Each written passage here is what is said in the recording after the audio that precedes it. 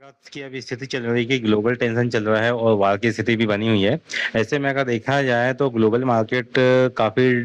Down में close होते हुए नजर आए हैं फ्राइडे के ट्रेडिंग सेशन में। अब यही डाटा को लेके आगे चलते हैं और देखते हैं कि मंडे के दिन हमारा भारतीय बाजार किस प्रकार से रिएक्ट करता है, किस प्रकार से इसकी ओपनिंग हो सकती है और आने वाले वीक में निफ्टी के क्या इंपॉर्टेंट सपोर्ट और रेजिस्टेंस लेवल हो सकते हैं, जिसको हम आज के इस वीडियो में देखेंगे, जहाँ पे हम निफ्टी का पूरा एनालिसिस करेंगे। तो सबसे पहले तो हम एक नज़र यहाँ पे ग्लोबल मार्केट पे डाल लेते हैं कि ग्लोबल मार्केट किस प्रकार से रहा। तो आपको यहाँ देखने को मिलेगा कि डाउ जोन्स की बात करते हैं तो 18 जुलाई 2026 को डाउ जोन्स जो है ये 400 पॉइंट से ज़्यादा की गिरावट के साथ बंद हुआ, यानी कि 0.5% से ऊपर की गिरावट हमें डाउ जोन्स के अंदर देखने को मिली, जो यहाँ देखने को मिल रहा है। उसके साथ ही अगर चलते हैं S&P 500 को भी देख लेते हैं, तो S&P 500 के अंदर भी देखा जाए तो ये गिरावट 76 पॉइंट की गिरावट रही, लेकिन अगर परसेंटेज में देखते हैं तो परसेंटेज में यहाँ पे ये 1% से ज़्यादा S&P 500 के अंदर गिरावट देखने को मिली। उसी प्रकार से अगर नेस्डेक के ऊपर भी नज़र डालें हम, तो नेस्डेक आपको यहाँ देखने को मिलेगा कि नेस्डेक 361 पॉइंट से ज़्यादा की गिरावट के साथ क्लोज हुआ है। और यहीं पे अगर इसमें परसेंटेज में देखते हैं तो ये -1.40% की गिरावट के साथ नेस्डेक में अंदर हमें क्लोजिंग देखने को मिली है। लेकिन एक इसके अंदर एक सरप्राइज करने वाली बात ये आती है कि अगर हम यहाँ पे अपना निफ्टी इंडाइसिस देखते हैं, मतलब कि गिफ्ट निफ्टी को देखते हैं, तो गिफ्ट निफ्टी में यहाँ पे कुछ चौंकाने वाले डेटा सामने निकल के आते हैं। जो यहाँ पे देखने को मिलता है गिफ्ट निफ्टी में कि हमारा गिफ्ट निफ्टी 46 पॉइंट तेजी के साथ क्लोज हुआ है और परसेंटेज में देखें तो 0.19% की तेजी हमें गिफ्ट निफ्टी इंडाइसिस में देखने को मिली है। जहाँ पे एक तरफ पूरा ग्लोबल मार्केट रेड निशान में क्लोज हुआ है, वहीं पे हमारा गिफ्ट निफ्टी ग्रीन निशान में क्लोज हुआ है। लेकिन इतना चेंजेस इसमें किस प्रकार से देखने को मिल रहा है कि पूरा ग्लोबल मार्केट आपको यहाँ पे लाल निशान में देखने को मिल रहा है, लेकिन यहाँ बात करें हम तो भारत कई सारे मार्केट रेड निशान में देखने को मिल रहे हैं। लेकिन जहाँ बात आती है गिफ्ट निफ्टी की, तो इसके अंदर यहाँ बहुत पॉजिटिविटी बनते हुई दिखाई दे रही है। अब इसके डेटा के आधार पे देखते हैं कि मंडे की मार्केट में किस प्रकार से रिएक्ट देखने को मिल सकता है। तो यहाँ पे जैसे कि हमने चार्ट लगाया निफ्टी 50 का, तो निफ्टी 50 के चार्ट में देखने को मिलेगा कि मंडे के फ्राइडे के दिन जो ट्रेडिंग हुआ है उसमें एक बड़ा कैंडल के साथ मार्केट ओपन हुआ था। आपको देखने को मिलेगा, मैंने ये चार्ट लगाया है, ये 30 मिनट का चार्ट है ताकि डेटा आपके सामने आ जाए। तो 30 मिनट में देखते हैं तो एक बड़ा कैंडल यहाँ पे बना,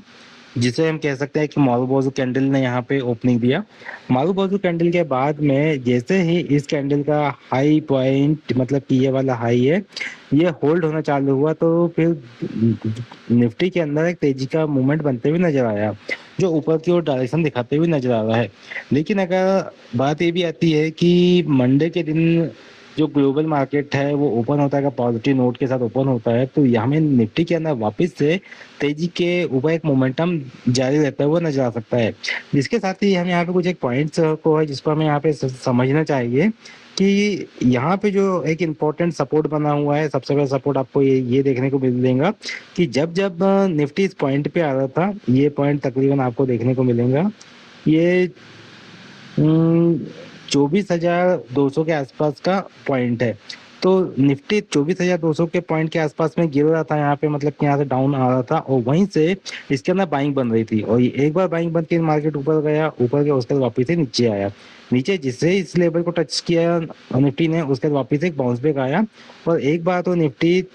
24,360 तक के लेवल पे आ गया। लेकिन जो इसने क्लोजिंग दिया है ये 24,345 के अराउंड क्लोजिंग दिया है। लेकिन एक समझने वाली बात ये आती है कि आखिरकार मार्केट के अंदर क्या मोमेंटम हो सकता है मंडे के दिन, अगर हम मार्केट को देखते हैं तो किस प्रकार से रह सकता है।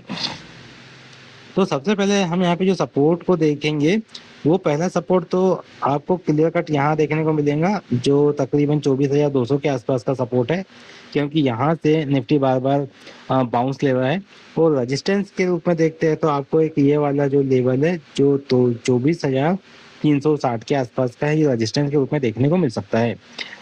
इसके साथ ही अगर ये रेजिस्टेंस ब्रेक होगा ये तो हम आगे देखेंगे इसमें, लेकिन फिलहाल की जो कंडीशन बनती है सपोर्ट के लेवल में, और हम अगले वीक के आसपास का भी इसमें डेटा को थोड़ा देखते हुए चलते हैं कि अगले वीक में क्या सिनेरियो हो सकता है, किस प्रकार से निफ्टी बिहेव करते हुए नजर आ सकता है। तो जैसे कि अगर मान लो कि मार्केट के अंदर एक डाउनफॉल आता है, जैसे मार्केट यहाँ से जिस प्रकार से अभी अपसाइड गया तो नीचे गया, और ये वाले लेवल को अगर ब्रेक करके नीचे की ओर अगर आ जाता है, तो ऐसे में जो अगला सपोर्ट का लेवल बनते हुए दिखाई देगा, कहीं ना कहीं ये सपोर्ट का लेवल जो 24,200 का है ये देखने को मिल सकता है, क्योंकि इस लेवल पे भी आपको देखने को मिलेगा काफी टाइम यहाँ पे रेजिस्टेंस बना हुआ था, और जब जब ये रेजिस्टेंस हुए तो तब तब मार्केट ने यहाँ से एक गिरावट ही दिखाई है। आपको देखने को मिलेगा यहाँ से गिरावट आई, ये रेजिस्टेंस टेस्ट हुआ, मार्केट के अंदर गिरावट आई, यहाँ तक कि मार्केट गया वापिस से ऊपर गया, एक रेजिस्टेंस फेस किया, उसके बाद मार्केट के अंदर गिरावट आई, फिर धीरे से मार्केट के बाद ऊपर गया, ऊपर आने के बाद में यहाँ सस्टेन किया, और अब देखो तो जैसे मतलब ये वाला रेजिस्टेंस होल्ड हुआ तो मार्केट ने अपसाइड की रैली बनाना स्टार्ट कर दिया। तो ये तो मार्केट के अंदर एक ऊपर के सिनेरियो बनते हुए नजर आते हैं कि मार्केट यहाँ से ऊपर गया, लेकिन अगर हम डाउन साइड की यानी कि पहले हम सपोर्ट की बात कर लेते हैं, तो सपोर्ट अगर देखते हैं मार्केट के अंदर, तो पहले सपोर्ट आपको 24,200 का देखने को मिलेगा। अगर 24,200 के नीचे का निफ्टी इंडाइसिस अगर जाता है तो एक साइकोलॉजिकल लेवल भी आपको देखने को मिलता है। सबसे पहले तो 24,200 का सपोर्ट जो यहाँ पे देखने को मिल रहा है, इसके बाद से मार्केट के अंदर अगर देखा जाए तो अगला सपोर्ट आपको देखने को मिलेगा। यहाँ से देखते हैं तो ये वाला लेवल आप देख सकते हैं कि मार्केट इस लेवल को काफी टाइम से सम्मान दे रजिस्टर कर रहा था, मतलब रजिस्टर कर रहा था, तो वापस से जब जब मार्केट इस प्राइस पे आ रहा था तो यहाँ से आपको देखने को मिलेगा कि एक गिरावट मार्केट में इस लेवल पे आते हुए नजर आ रही थी। तो अभी ये वाला लेवल जो बना हुआ है ये एक दूसरा स्ट्रॉन्ग सपोर्ट का काम करेगा, जो कि 24,160 का बनते हुए नजर आएगा। कहने का मतलब ये हुआ कि 24,200 से लेके 24,160 की जो रेंज है ये एक इसकी एक इंपॉर्टेंट सपोर्ट रेंज कहने वाली है। और जैसे अगर मान लो कि सपोर्ट रेंज अगर ब्रेक हो जाती है मार्केट के अंदर, तो फिर मार्केट के अंदर जो अगला लेवल आ सकता है, जो आपको साइकोलॉजिकल बिहार पे देखने को मिल सकता है, वो आ सकता है 24,040 से लेकर 24,000 तक का ये आपको साइकोलॉजिकल लेवल देखने को मिल सकता है, जो एक इसका इंपॉर्टेंट सपोर्ट का काम करेगा। यानी कि इस वीक की बात कर लेते हैं तो 24,160 से लेकर 24,000 की एक रेंज जो कि सपोर्ट ग्रुप में काम कर सकती है। वहीं पे अगर रेजिस्टेंस लेवल की बात कर लेते हैं कि रेजिस्टेंस किस प्रकार से मार्केट में देखने में आ सकता है, तो चार्ट को थोड़ा बड़ा कर पास में लेके आ जाते हैं तो आपको रेजिस्टेंस थोड़ा क्लियर कट समझ में आने लग जाएगा। तो जैसे मार्केट में इस समय 24,360 का एक रेजिस्टेंस बना हुआ है, अगर ये रेजिस्टेंस ब्रेक होता है तो आपको एक लेवल यहाँ पे देखने को मिल रहा है जो तकरीबन 24,060 के आसपास का है। मार्केट जब जब इस लेवल पे गया तो पहले तो बात हो यहाँ पे गया, तो यहाँ से इसने गिरावट दिखाई, वापस से ऊपर गया, और जैसे ये लेवल को मार्केट ने पार किया तो एक बाउंस बैक आया, मार्केट ऊपर तक गया, लेकिन वापस से संभलने और नीचे आ गया। तो अपने ये जो क्लोजिंग दिया इसने, ये सपोर्ट के नीचे क्लोजिंग दिया, जब सपोर्ट के नीचे क्लोजिंग दिया तो फिर अगले दिन मार्केट गैप डाउन ओपन हुआ, आपको देखने को मिलेगा यहाँ गैप डाउन ओपन हुआ, और इस गैप के बाद में मार्केट के अंदर एक जबरदस्त गिरावट देखने को मिली, जो यहाँ से देखने को मिलेंगी मार्केट के अंदर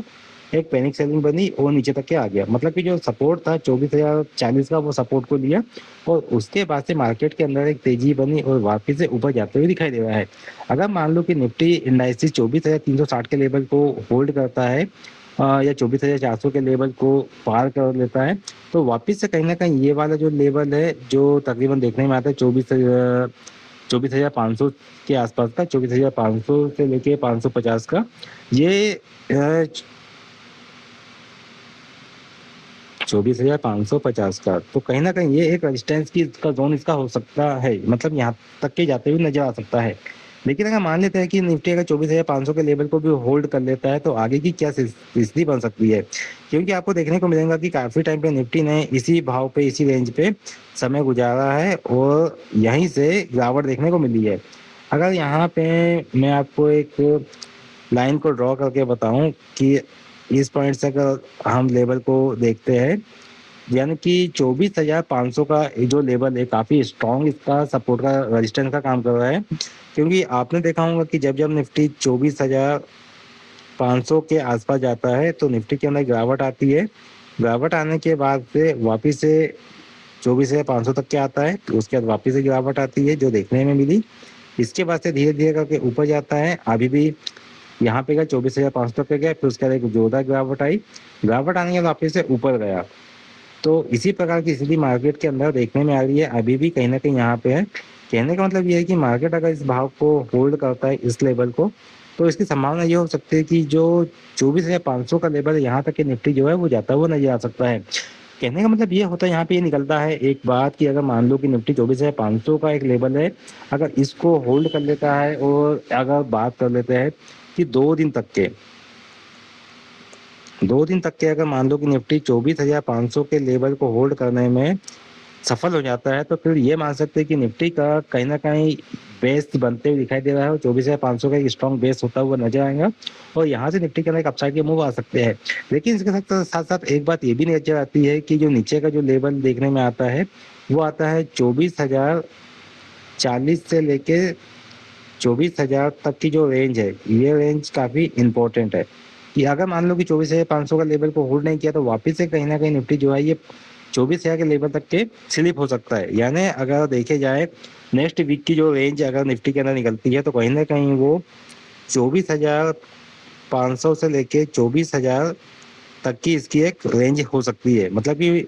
अगले वीक में निफ्टी जो है 24,500 से लेके 24,000 की रेंज में ट्रेड होता हुआ दिखाई दे सकता है। अब आगे का क्या सिनेरियो हो सकता है, इसको हम नेक्स्ट वीडियो में कवर करेंगे ताकि आपके लिए सही जानकारी सही समय पे अवेलेबल हो सके। अभी तो निफ्टी में इस प्रकार के लेवल देखने को मिले थे और जिस प्रकार के आपको ग्लोबल डेटा देखने को में आ रहा है कि ग्लोबल मार्केट किस प्रकार से रिएक्ट कर रहा है। अभी ईरान और अमेरिका का वार की स्थिति बनी हुई है, साथ ही अभी इंडिया के ऊपर ट्रंप ने टैरिफ की भी बात कही है, तो ये भी काफ़ी इंपॉर्टेंट बात रहेगी जो मार्केट के स्थिति को प्रभावित कर सकती है। और इसके साथ ही अगर क्रूड ऑयल के ऊपर भी एक नज़र डाल लेते हैं कि क्रूड ऑयल किस प्रकार से रिएक्ट कर रहा है, तो क्रूड ऑयल का डेटा भी अगर देखें तो मार्केट में काफ़ी ज़्यादा पॉजिटिव है, क्रूड ऑयल पॉजिटिव चल रहा है और इसके कारण ही मार्केट के अंदर थोड़ी पैनिक सेलिंग भी हो सकती है। तो जिसके कारण मार्केट में जो स्थिति बनी हुई है वो काफ़ी गंभीर और चिंताजनक स्थिति है। मैं यहाँ पे क्रूड ऑयल का डेटा बता देता हूँ। तो क्रूड ऑयल के प्राइस पे हम देख लेते हैं कि किस प्रकार से मार्केट रिएक्ट कर रहा है। तो यहाँ देखने को मिलेगा ब्रेंट क्रूड अगर बात कर लेते हैं जो फ्राइडे का सेशन रहा है, तो फ्राइडे के सेशन में क्रूड ऑयल के अंदर लगभग बात कर ले यहाँ पे तो 4.5% की तेजी यहाँ देखने को मिली है और ब्रेंट के अंदर भी 4.5% की तेजी देखने को मिली है। अब कहने का मतलब ये है कि जहाँ पे क्रूड ऑयल जो है ये 82.49 बैरल के ऊपर ट्रेड कर रहा है और वहीं पे भी ब्रेंट 88.10 बैरल के ऊपर ट्रेड करते हुए नजर आ रहा है। साथ ही यहाँ पे नेचुरल गैस भी देख सकते हैं, उसके अंदर भी पॉजिटिविटी बनी हुई है और तो ये मतलब ये डेटा काफ़ी चिंताजनक है। ऐसे में मार्केट के अंदर मतलब अगर क्रूड ऑयल की प्राइसें तेज होती है तो फिर मार्केट के लिए चिंता का भी बात हो सकती है। मार्केट कहीं ना कहीं इसको नेगेटिव लेता हुआ दिखाई दे सकता है। तो फिलहाल में मार्केट में अभी जो स्थिति बनी हुई है इस स्थिति को देखते हुए सपोर्ट और रजिस्टेंस को ध्यान में रखते हुए मार्केट को हमें वॉच करना चाहिए और सही लेवल का सही एंट्री लेवल का हमें ध्यान देना चाहिए। दोस्तों आप हमारे टेलीग्राम चैनल से ज्वाइन कर सकते हैं जिसमें आपको मार्केट का लाइव अपडेट आपको मिलता है, जिसकी लिंक आपको डिस्क्रिप्शन में देखने को मिल जाएंगी। आप टेलीग्राम ग्रुप से ज्वाइन कर सकते हैं और आप हमारी वेबसाइट को भी विजिट कर सकते हैं जिसकी लिंक आपको डिस्क्रिप्शन में देखने को मिल जाएंगी, क्योंकि आपको हमारी वेबसाइट पर स्टॉक मार्केट की अपडेट्स मिलती है और यहाँ पे आपको आईपीओ की अपडेट्स मिलती है, आईपीओ किस प्रकार से अच्छा परफॉर्म करेगा और साथ ही स्टॉक्स की अपडेट्स भी मिलती है कि काफ़ी क्वार्टरली नंबर्स आ रहे हैं, किस कंपनी नंबर अच्छे है, किस कंपनी के नंबर खराब है, उसके बारे में जानकारी आपको stockbiz.in पे मिल जाएंगी। इसकी लिंक भी आपको डिस्क्रिप्शन में देखने को मिलेंगी। आई होप आपको वीडियो पसंद आया होगा। अगर वीडियो पसंद आता है तो वीडियो को लाइक कीजिएगा, चैनल को सब्सक्राइब कीजिएगा, बेल नोटिफिकेशन ऑन कीजिएगा। कमेंट में बताइए कि अगर आप किस टॉपिक के ऊपर वीडियो चाहते हैं। अगर आपका टॉपिक ये अच्छा लग रहा जिसमें काफ़ी लोग एजुकेटेड हो सके तो मैं उस टॉपिक के ऊपर एक डिटेल एनालिसिस लेके आऊँगा ताकि आपके टॉपिक के माध्यम से बाकी लोगों को भी अवेयरनेस मिल सके। मिलते हैं दोस्तों अगले वीडियो में, तब तक के लिए आप आपको ध्यान रखिएगा। नमस्कार, जय हिंद, जय श्री राम।